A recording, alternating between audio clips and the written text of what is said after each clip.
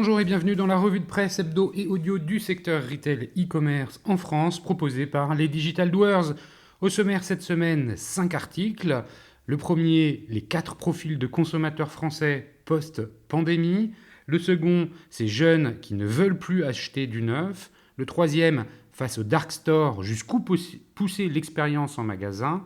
Le quatrième, le live shopping, une ambition française. Et enfin, le cinquième, e-commerce, la crise aurait-elle remis en cause la domination d'Amazon ? Je vous le rappelle, sur le site lesdigitaldoers.com, vous avez accès à une revue de presse qui rassemble des articles publiés dans la semaine. Sur les sites de news de notre écosystème, vous pouvez vous y abonner pour recevoir chaque vendredi un digest de l'actualité dans votre boîte email. De cette revue de presse, je vous lis donc sans interprétation une sélection de quelques articles qui m'ont semblé pertinents à partager. Avant de commencer, je vous fais la promo de l'interview de la semaine, celle de Brice Oyon, CEO et fondateur de WShop. Avec lui, nous revenons sur les enjeux du commerce unifié pour les acteurs de la distribution, une conversation passionnante qui souligne en détail les challenges de l'omnicanalité. Bonne écoute à vous, évidemment, toujours sans coupure.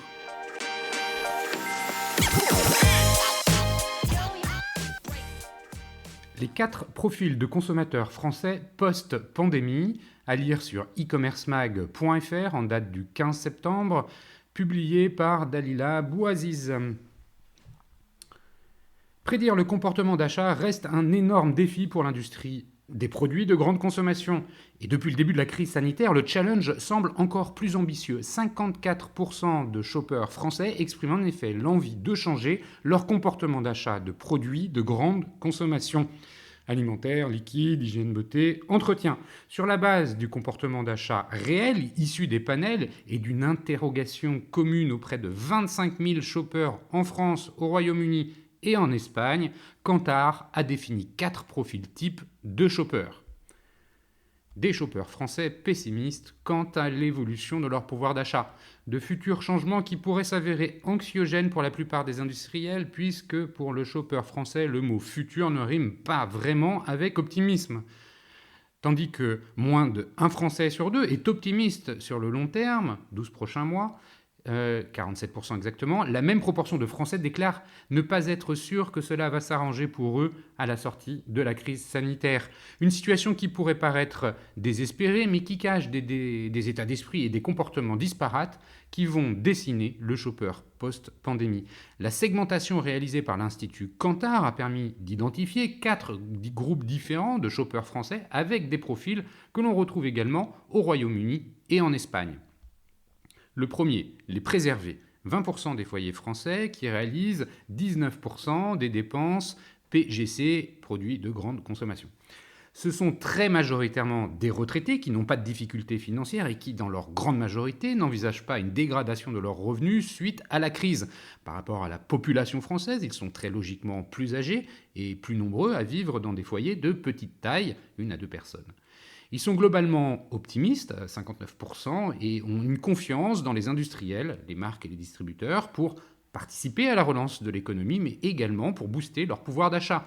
Près de la moitié veut changer son comportement d'achat avec une tendance plus qualitative, notamment le développement d'achats en commerce de proximité pour soutenir l'économie locale. Deuxième, les pragmatiques, 33% des foyers et 34% des dépenses PGC. Dans ce groupe, on observe une surreprésentation de familles, de foyers aux revenus confortables et de shoppers un peu plus jeunes que la moyenne nationale. Bien que la pandémie n'ait pas eu un impact très modéré sur leur situation professionnelle et financière, ils ne semblent pas être convaincus qu'un avenir meilleur se dessine avec seulement 53% d'optimistes à long terme. Leur comportement d'achat change également et ils aspirent à plus de qualité, sont en recherche de bio, qu'ils achètent déjà plus que la moyenne, et de produits locaux. Troisième groupe, les combatifs, 15% des foyers et 16% des dépenses PGC. Ce groupe est en moyenne le plus jeune des 4. Il surreprésente également les familles et dispose d'un revenu en ligne avec celui de la population française. Ce groupe est composé de shoppers pour lesquels les conséquences de la pandémie, que ce soit au niveau professionnel ou financier, sont un peu plus marquées. Une partie d'entre eux craignent que leur situation se détériore à l'avenir. Ils sont cependant plus optimistes sur le long terme, 69%, et majoritairement convaincus qu'en définitive, ils vont s'en sortir, 74% versus 49% en moyenne pour la France. Ils ont également une confiance importante dans les marques et les distributeurs pour aider à la reprise économique du pays et développer leur pouvoir d'achat au passage. Ces shoppers ont une intention de changement un peu plus marquée que celle des deux groupes précédentes et elle devrait se concrétiser par un double axe qualitatif via le local, mais également à la recherche de promotion et de prix bas, la contrainte budgétaire étant plus marquée dans ce groupe par rapport aux deux précédents. 4. Les vulnérables, près d'un tiers des foyers et des dépenses PGC, 32% exactement. Leur profil est très hétérogène puisqu'on y retrouve à la fois des actifs, des retraités et des personnes en recherche d'emploi. Ce sont les shoppers qui ont été le plus impactés par la crise, tant au niveau de leur situation professionnelle que de leurs revenus. Très pessimistes quant à l'avenir, ils prévoient une détérioration de leur situation. Ils pensent que la situation a toujours été compliquée, même avant la pandémie, et ne font confiance à personne pour les aider, ni aux marques, ni aux distributeurs. Leur intention de changement est très forte et sans surprise très orientée vers la recherche de prix bas et promotion, ce qui va les pousser vers des achats plus importants dans les enseignes de discounters. En conclusion, 4 groupes ayant chacun des attentes, un état d'esprit et des comportements différents, mais également une appétence au changement différente qui sera mesurée via un indicateur dédié, le score de risque. L'indicateur de score de risque permet d'appréhender le niveau de changement et le risque associé pour une marque ou une catégorie. Il est construit à partir des réponses au questionnaire et du comportement d'achat issu du panel. De façon logique, plus le profil est typé vulnérable, plus le score de risque sera élevé.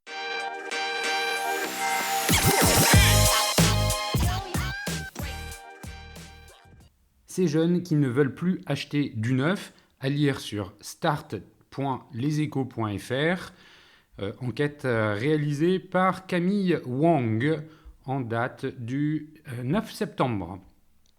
Par contrainte budgétaire et ou soucis écologiques, ils sont passés aux toute occasion. Face à un marché de la seconde main en plein boom, certains mettent en garde contre le risque d'hyperconsommation.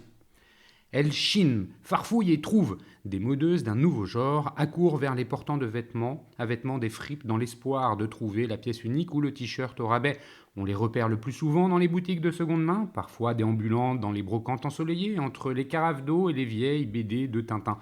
C'est amusant de chercher plutôt que de faire un tour en magasin avec des vêtements alignés. Et tu te sens récompensé quand tu trouves des pièces sympas, estime Pauline, 26 ans. Depuis plusieurs années, le dressing de cette chargée de communication ne compte plus que des pièces de seconde main. Tout a commencé au lycée en raison d'un budget serré et les habitudes sont restées. Aujourd'hui, j'ai beaucoup de mal à mettre 50 € dans un pull chez Zara alors que la moyenne des prix tourne autour de 15 € sur Vinted. Pour cette marque, témoigne-t-elle, la culpabilité. Pour d'autres, la motivation écologique prend le dessus. Je ne fais pas produire de nouveaux produits, affiche Florian, un jeune infirmier qui n'a pas mis les pieds dans un magasin depuis plusieurs années. Vêtements, équipements, affaires de sport, électroménager, presque tout chez lui a eu une première vie ailleurs. Le défi qui donne bonne conscience, peut parfois virer à l'angoisse façon éco-anxiété ou solastalgie. Capucine n'est pas arrivé à ce stade, mais la culpabilité est bien là quand il lui arrive d'acheter du neuf. C'est dans ces cas-là, je me dis que je ne fais pas une bonne action, témoigne cette chef de projet de 25 ans. Parfois, il y a un vêtement que je souhaite vraiment, mais que je ne trouve pas en seconde main. J'essaye de le prendre le plus éthique possible. Les marques classiques s'adaptent. Au niveau mondial, le marché de la revente est estimé entre 30 et 40 milliards de dollars et devrait croître de 15 à 20% au cours des 5 prochaines années, note une étude du BCG avec Vestiaire Collective. Les jeunes générations sont le fer de lance de ce mouvement. Ils sont davantage dans une posture d'être que d'avoir. Posséder les produits, c'est surtout les posséder avec les autres. Ils sont en quête d'expériences conviviales avec leurs amis pour trouver des pièces uniques et qui ne sont pas commercialisées dans le marché du neuf, souligne Élodie Gentina, enseignante-chercheuse à l'IESEG. De l'autre côté, le secteur classique de l'habillement a connu une chute de 15% de son chiffre d'affaires en 2020, remarque l'Institut français de la mode. Les marques traditionnelles n'ont pas d'autre choix que de s'adapter. Les expérimentations fleurissent ces dernières années. Auchan, allié à la friperie Patatam, accueille dans près d'une centaine de magasins des affaires d'occasion et ce, de toutes marques. On peut aussi citer Kiabi, Camaïeu, Cyrillus, Jules et même H&M. Le temple de la fast fashion se part d'affaires d'occasion depuis 2019 et propose aussi une reprise des vieux vêtements contre un bon d'achat. Tout récemment, elle a lancé l'opération Rewear au Canada, un site en ligne pour revendre et acheter les vêtements de la marque. Nouvelle source de croissance. On doit être plus proche de nos clientes et les écouter, avance Kitri Barren à l'initiative du projet Seconde Main chez Pinky, une marque prisée par les 18-25 ans. Après plusieurs années difficiles, fermeture de magasins à l'international, plan de licenciement, la marque organise sa mue vers une démarche plus éco-responsable. Et cela passe notamment par la seconde main, en disposant 10% de l'espace dans ses boutiques à des fripes d'occasion vendues au poids avec l'aide du spécialiste Eureka Fripe. Et bientôt, la marque devrait proposer ses propres vêtements à la vente de seconde main. Après une expérimentation dans 4 magasins, Paris, Rouen, Lille et Bordeaux, Pinky annonce développer 16 nouveaux corners dans les prochaines semaines à Strasbourg, Toulouse ou encore à Nantes. S'il est encore trop tôt pour donner des chiffres, l'occasion représente indéniablement une nouvelle source de croissance pour la marque, avec derrière l'idée d'attirer de nouvelles clientes et recréer du trafic en magasin. C'est sur cet aspect que capitalise Friperie, une jeune pousse qui propose une plateforme numérique pour faciliter la vente d'occasion pour les grandes enseignes et les boutiques indépendantes, que ce soit pour leur propre marque ou pour accueillir des vêtements de friperie. Attirer de nouveaux clients. Parmi ces offres, celle de permettre à un vendeur et à un acheteur de déposer et chercher des vêtements d'occasion directement dans un magasin, un peu comme un relais colis, mais cette fois-ci, les acheteurs peuvent essayer. On observe une hausse de 12% de la fréquentation dans les boutiques et une hausse du panier de 14% pour les acheteurs, avance Paul Karam, l'un des fondateurs. Et d'ajouter, les marques ont compris le potentiel de l'occasion, surtout quand elles voient leurs vêtements revendus sur les plateformes en ligne de seconde main et que ce marché leur échappe. La collaboration s'organise aussi. Cet été, le géant Seb a injecté de l'argent dans Back Market, la start-up de produits électriques et électroniques reconditionnés. Sa filiale espagnole va même commercialiser directement sur la plateforme ses propres produits de petits électroménagers reconditionnés. La puissance des plateformes. Il faut dire que les sites de seconde main ne cessent de gagner en puissance. Les chiffres de Vinted, qui captait en 2018 déjà 56% de ce marché selon l'IFM, ont de quoi donner le tournis. 45 millions de membres dans le monde, dont 17 millions en France, premier marché de cette start-up lituanienne. Rappelons que le Français Vestiaire Collective, axé plutôt sur le luxe, est devenu une licorne au printemps dernier après une levée de fonds de 178 millions d'euros.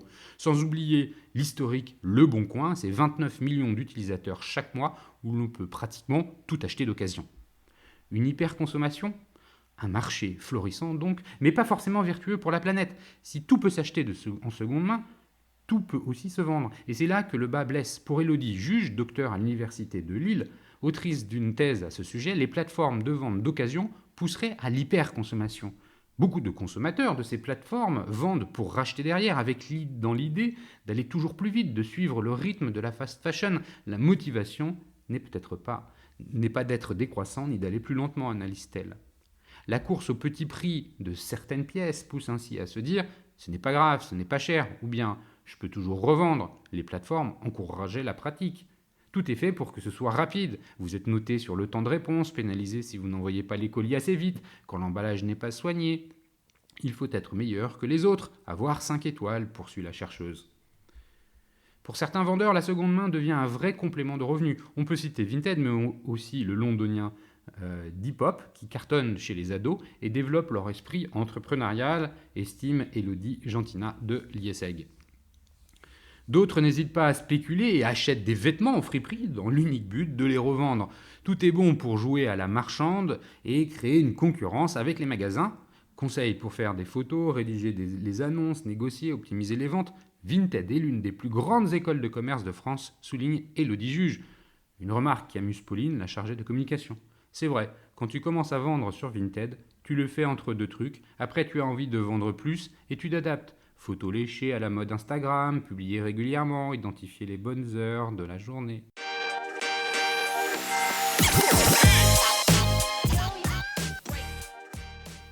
face au dark store, jusqu'où pousser l'expérience en magasin, à lire sur e-marketing.fr en date du 13 septembre, publié par Clément Fage. Après des mois de crise sanitaire, la perspective de retourner en magasin devrait ravir clients et enseignes. Pas si simple. Les nouvelles habitudes de consommation prises en ligne par les premiers obligent les seconds à redoubler d'efforts pour leur offrir une expérience vraiment attractive. Dans une société qui se dark stories, il n'a jamais été aussi important de magnifier le commerce, avançait Jean-Paul Mochet, président des enseignes Monoprix et Franprix, lors de la présentation du nouveau concept Monop, début juillet 2021. Situé sur 250 m² rue de Marseille dans le 10e arrondissement de Paris, il doit être déployé dans un quart des 159 Monop cette année. Face aux acteurs du quick commerce qui promettent la livraison en moins de 15 minutes en s'appuyant sur des dark stores, Monoprix veut défendre sa vision du commerce. Nous avons voulu parler de bright commerce pour le double sens à la fois intelligent et lumineux. Nous ne faisons pas de rétro-commerce opposé à la technologie, indique Maglonde Paré, directrice concept innovation chez Monoprix. Elle prône une consommation mixte. Nous devons nous positionner entre dépannage rapide, plaisir shopping et praticité de l'e-commerce en faisant évoluer notre offre et l'expérience en magasin. Au-delà de proposer de l'alimentation, de la mode ou de la décoration, Monoprix renforce l'importance de ses marques propres. Elle pèse 40% des références vendues dans le nouveau concept Monop, lequel se distingue aussi par Je m'appelle Reviens. Une offre de prêt gratuit d'objets pendant 48 heures qui concerne autant la glacière que le vélo cargo. L'enseigne renforce son offre de fruits et légumes, de produits locaux, de saison et à la coupe, en vrac, via des partenaires avec les Deux Vaches, Gallia ou Carambar. Et enfin, ceux confectionnés sur place, des frites au barbe à papa. Et la technologie là-dedans, sur 30 m², il est possible d'acheter plus de 300 références en 24 heures sur 24, 7 jours sur 7, sans même passer à la caisse. Par ailleurs, il est possible d'accéder aux offres de livraison Monoprix Plus et Monop Hit, et les clients peuvent apprécier les contenus vidéo diffusés sur les portes de la réserve, montrant l'entrepôt Monoprix à Fleury-Mérogis. C'est une façon de dire que notre réserve ne se limite pas aux quelques mètres carrés qui se cachent derrière la porte. Elle est riche de 30 000 références que l'on peut se faire livrer, indique Maglone Paré. Comme l'indiquait Jean-Paul Mochet, ce concept a été pensé pour réunir le meilleur des deux mondes. Oui, mais le magasin, encore un lieu d'achat, est-ce suffisant face à la promesse d'être livré sans bouger de chez soi en une quinzaine de minutes par un Gorillaz, un Getir, Fling, Cajou ou Dija, sans oublier Col et Fritchi, ou même les offres en 1 heure de La Belle Vie ou monmarché.fr. Ces services misent, comme Uber à ses débuts, sur la qualité du contact avec un livreur parfois salarié, mais aussi sur la multiplication des promotions et des attentions. Rapidement, ils ont renforcé leur offre de fruits et légumes et de produits artisanaux locaux pour rompre avec l'image d'un service de dépannage. Le tout en revendiquant des prix équivalents à ceux des commerces de proximité, voire de la grande distribution. On peut se poser la question de leur rentabilité ou estimer que leur poids est encore infime sur un segment de la livraison à domicile qui ne pèse que 7% du marché de l'e-commerce alimentaire selon Nielsen. Mais depuis le premier semestre 2020, ce canal connaît une croissance de 20% contre 9% pour le drive. Le temps passé en ligne à faire du shopping a augmenté de 50% en 2020. Il faut y être pour vendre et proposer des expériences qui sont aussi différenciantes, indique l'expert retail Franck Rosenthal. Si au moins 80% des ventes sont toujours réalisées en physique, il rappelle que les acteurs du quick commerce sont en train de redéfinir le sens du commerce de proximité dans les grandes métropoles. Il ne faut pas rejeter trop vite l'impact de la promesse d'une livraison en 10 minutes. Souvenez-vous, il y a 3 ans, certains disaient que la livraison en 1 heure n'intéressait personne. Partant de ce constat, un retailer peut tenter de rivaliser sur le terrain de la commodité ou défendre ses prix et proposer des expériences encore plus poussées. C'est ce qu'indique Vincent Grégoire, directeur des études pour le cabinet de tendance Nelly Rodi, qui, en la matière, voit se développer 2 modèles. Le monostore / expert store, pour explorer en profondeur une gamme de produits, une matière ou une couleur, et le bazar store / bordel store, où vont se multiplier les expériences. Le premier modèle est susceptible d'accueillir un SaaS apprenant, au travers duquel le client acquiert un savoir ou un savoir-faire. On éclaire ses choix de consommation tout en se distinguant du digital grâce à une approche sensorielle, une table de toucher, des diffuseurs de parfums. A l'inverse, un bazar a une approche plus foutoir. On va copier des caractéristiques d'une marketplace en ligne en proposant de tout à tous les prix, y compris en matière d'expérience, atelier où l'on répare, on customise des produits, tiers, lieu qui accueille un bar ou un café, espace de conférence ou d'exposition, ou encore un endroit dédié à des offres spéciales, du co-branding, du shop-in-shop. On y va quand on a besoin de rien, c'est un peu le parc d'attractions. Attention néanmoins à ne pas se heurter à la simple réalité des chiffres. Certains produits se prêtent à des espaces de démonstration où on apporte un conseil personnalisé au client. Mais quand on connaît le prix de l'immobilier en ville, il faut être certain d'y faire des ventes.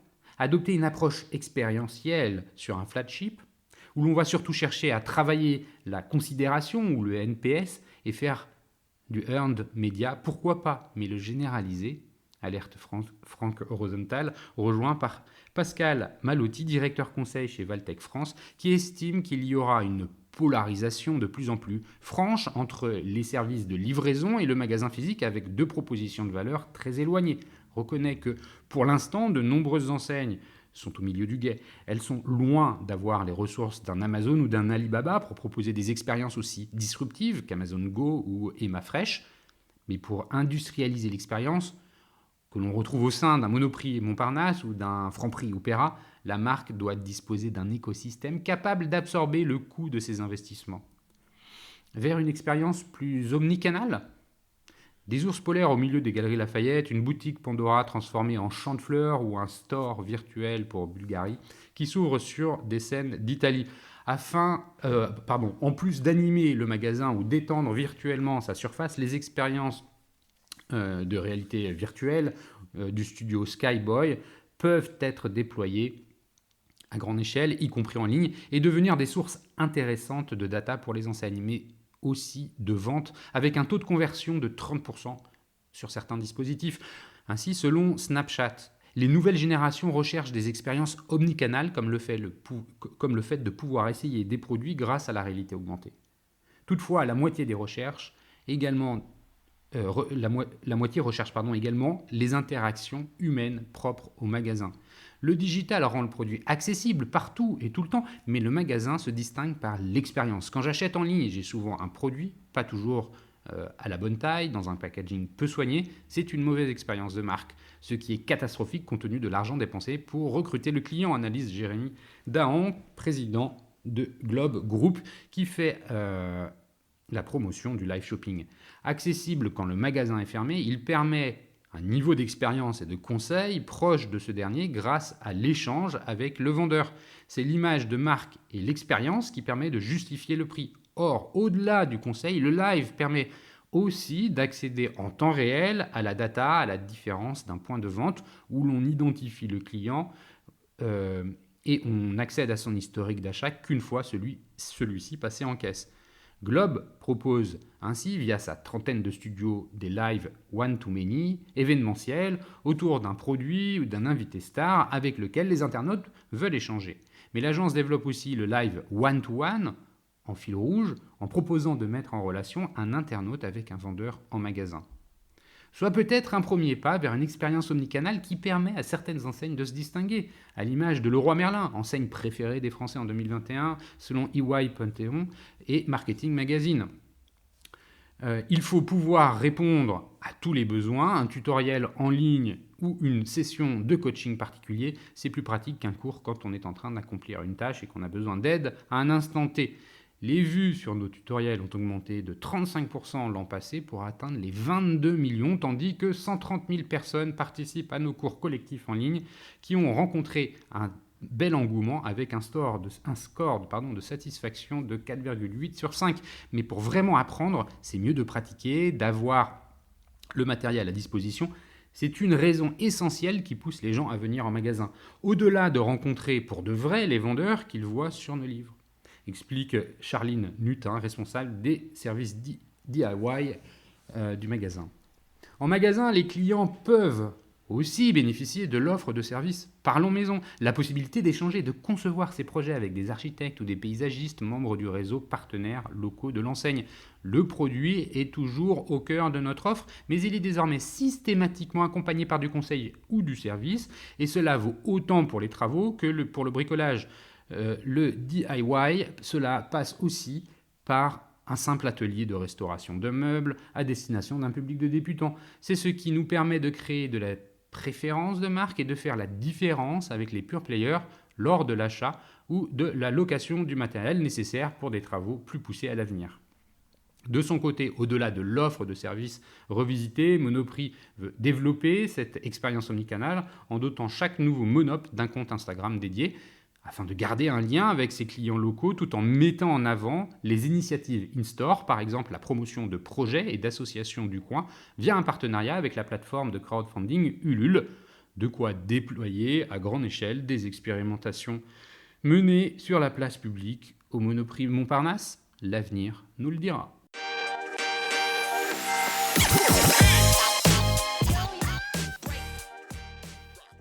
Le live shopping, une ambition française, à lire sur fashionunited.fr en date du 15 septembre. Parmi les ingrédients qui ont permis à Pinduoduo de se faire une place de choix en Chine aux côtés des géants Alibaba, Tmall ou autres JD.com figure l'usage intensif du live shopping. Ce jeune site de e-commerce fondé en 2015 a en effet bien compris les avantages d'une pratique proche dans sa philosophie du traditionnel téléachat, qui permet de concilier consommation ludique, connexion sociale, mais aussi, mine de rien, une certaine forme de transparence réclamée par les consommateurs. Le streaming utilisé par les partenaires de Pinduoduo permet, par exemple, de faire visiter en live les usines ou de détailler l'origine d'un produit.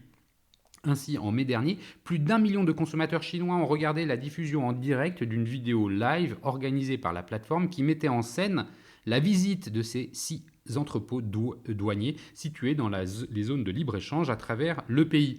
De quoi parer d'avance aux suspicions de contrefaçon qui peuvent s'abattre sur ce jeune site qui ressemble davantage à un joyeux bric-à-brac digital qu'à un luxueux centre commercial virtuel. Un pari prix gagnant validé par une fréquentation exponentielle et un chiffre d'affaires remarquable, 9,1 milliards de dollars en 2020. Pas mal pour une société n'ayant que 6 ans d'expérience. Il faut dire que le live shopping est d'ores et déjà une réalité largement entrée dans les mœurs en Chine, pays connu pour son addiction au commerce électronique. En moins de 5 ans, ce canal de vente connaît une croissance en valeur de plus de 280% entre 2017 et 2020, pour une utilisation de près de 30%, par près de 30% des internautes chinois, selon une étude publiée en juillet dernier par McKinsey. Une pratique exportable en France auprès des entreprises soignant leur image comme le feu sur le lait ? Pourquoi pas ? Les Galeries Lafayette Champs-Élysées se sont lancées dans l'aventure plusieurs fois déjà cette année. En février dernier, alors que l'enseigne était encore fermée, la créatrice de contenu Maya Dorable, accompagnée d'une experte Kili Skin, animait un live shopping depuis le magasin. En juin dernier, le Printemps inaugurait sa première série de live shopping en mode printemps, en format régulier et éditorialisé, au programme Shopping en live des personal shoppers, Marilyn, Tatiana, Chad, qui déchinent des pièces en direct et des remises de 10%. L'enseigne Decathlon a également senti toutes les possibilités qu'elle pouvait tirer de ce nouveau format. Une expérience ludique et bon enfant, incompatible avec le luxe. Pour l'instant, l'industrie fait la fine bouche, mais des marques comme IKKS se prêtent d'ores et déjà au jeu depuis 2020 en expérimentant des séances décontractées de 20 minutes baptisées Live Shopping Party, retransmises en direct sur son site web. 1500 connexions uniques par session avec un taux de transformation 2 fois supérieur à la normale, un panier moyen plus élevé de 30% et 2/3 des transactions concernant de nouvelles clientes. Le format choisi pour l'instant par les marques et les enseignes est celui du one-to-many pour sa nature événementielle. Les internautes réagissent pour l'instant autour d'une vidéo interactive et peuvent procéder à l'acte d'achat dans le flux de la même conversation sans interruption. Mais rien n'empêche dans l'absolu de mettre en place une solution one-to-one dans laquelle le commerçant et le distributeur permet aux internautes de solliciter les conseils d'un vendeur en direct à la demande de l'internaute. Pardon. Un premier lieu dédié au live shopping en France. Une pratique qui, D'après le groupe Globe, va se développer. Cette société fondée en 2002 par Jérémy Dahan sur le modèle des grands acteurs de shopper marketing américains est implantée dans une douzaine de villes en France, en Allemagne et en Suisse, accompagne des marques dans l'accélération de leur transformation commerciale. Le modèle adresse les besoins du New Retail, shopper-centrique, phygital, omnicanal, expérientiel. Le groupe croit tellement à cette nouvelle pratique qu'il a décidé d'implanter un lieu dédié au live shopping, 1500 m2, et 34 showrooms, avenue de la Grande Armée à Paris. Ce lieu propose une offre de résidence pour développer un service de vente continue en ligne via des vendeurs qui conseillent les internautes via un chat ou un appel vidéo en one-to-one. Des opérations ponctuelles et animées autour d'une sélection de produits. Un vent favorable a également pressenti par la plateforme conversationnelle iAdvice, une start-up nantaise qui vient de boucler sa deuxième opération de croissance externe avec l'intégration de la start-up Apollos, fondée en juin 2020, spécialiste du live shopping. Le marché mondial du live shopping, où iAdvice recense 300 concurrents, dont 5 en Europe, est estimé à 423 milliards de dollars en 2022.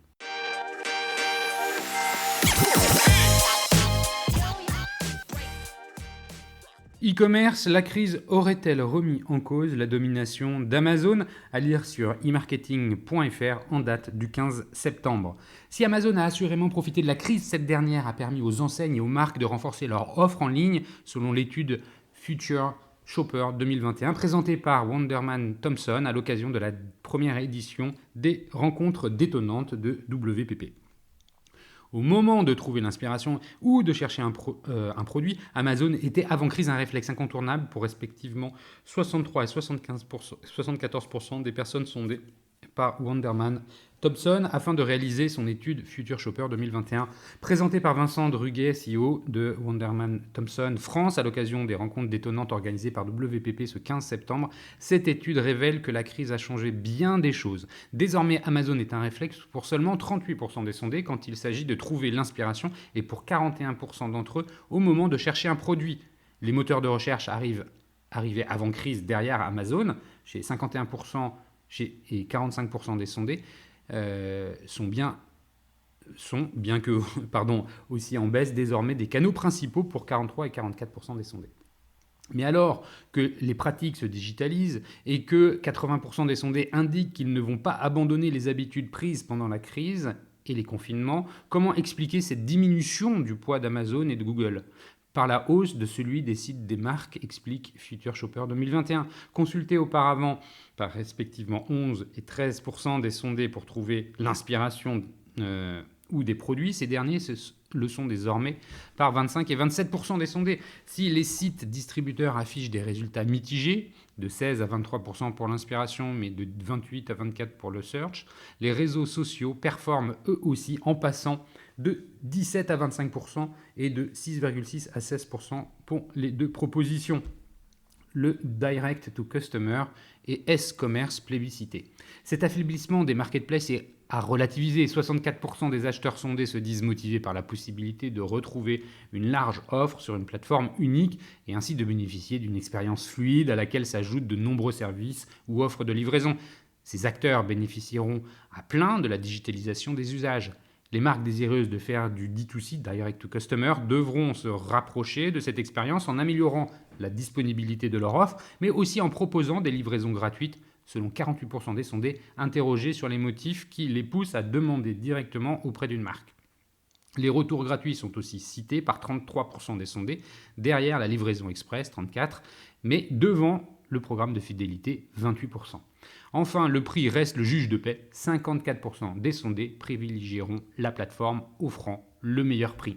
Ainsi, le social commerce se développe grâce notamment à des plateformes comme Facebook et Instagram, qui sont celles sur lesquelles les personnes sondées se disent le plus susceptibles d'acheter. 21% des Français sondés ont déjà acheté sur un réseau social, 28% pour les plus jeunes.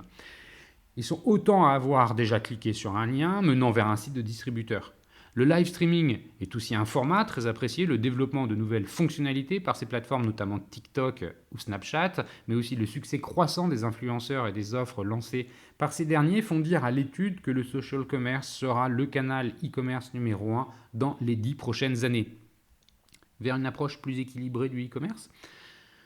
Enfin, Vincent Druguet donne plusieurs conseils aux marques désireuses de se distinguer en ligne. Il faut trouver un service qui permet d'attirer l'internaute. En effet, 64% des sondés indiquent qu'ils voudraient retrouver chez plus de marques les services offerts par Amazon Prime, par exemple. Plutôt que la marque, c'est le service qui détermine le choix du consommateur. Par exemple, 29% des sondés indiquent qu'ils voudraient acheter plus de produits numériques téléchargeables directement. Vincent Druguet conseille aux marques de se pencher sérieusement sur les opportunités offertes par les NFT notamment. Enfin, la RSE doit être au cœur des préoccupations d'une marque. 69% des sondés veulent plus d'engagement de la part des marques. 54% indiquent que l'éthique d'une marque a un poids dans la décision d'achat. Et enfin, 49% considèrent rechercher activement des marques responsables pour leur consommation. La présentation organisée par WPP, Groupe M, Wunderman Thompson se solde par une conclusion en faveur d'une approche équilibrée du e-commerce, avec notamment le témoignage d'Evelyne Majoros, Global e-commerce director chez L'Oréal. On en retiendra qu'il faut être présent sur Amazon et d'autres marketplaces afin d'être là où sont les internautes et d'utiliser au maximum les leviers marketing offerts par ces acteurs en matière de référencement, de ciblage data, de promotion ou encore de livraison. Mais il ne faut donc pas non plus sous-estimer le potentiel du D2C en offrant notamment sur son site une expérience plus qualitative et même de faire la différence auprès d'autres cibles. Mais là aussi, il faut être à la hauteur en matière de services, possibilités de paiement, livraison, etc. Enfin, essayez-vous au social commerce et au live commerce. Néanmoins, Evelyne Majoros rappelle l'importance de construire de bonnes fondations pour une présence équilibrée de sa marque en ligne, gérer les contenus relatifs à ses produits via un PIM d'âme, être en capacité de collecter et d'utiliser les datas et enfin de créer des ponts entre les outils et les équipes à tous les niveaux, DSI, data, RH, supply chain. Cela peut paraître une vision romantique, mais je rêve encore de véritablement casser les silos au sein de l'entreprise, explique-t-elle, après avoir elle aussi adoubé le social commerce comme un canal à fort potentiel qui permet la conversation et une plus grande authenticité.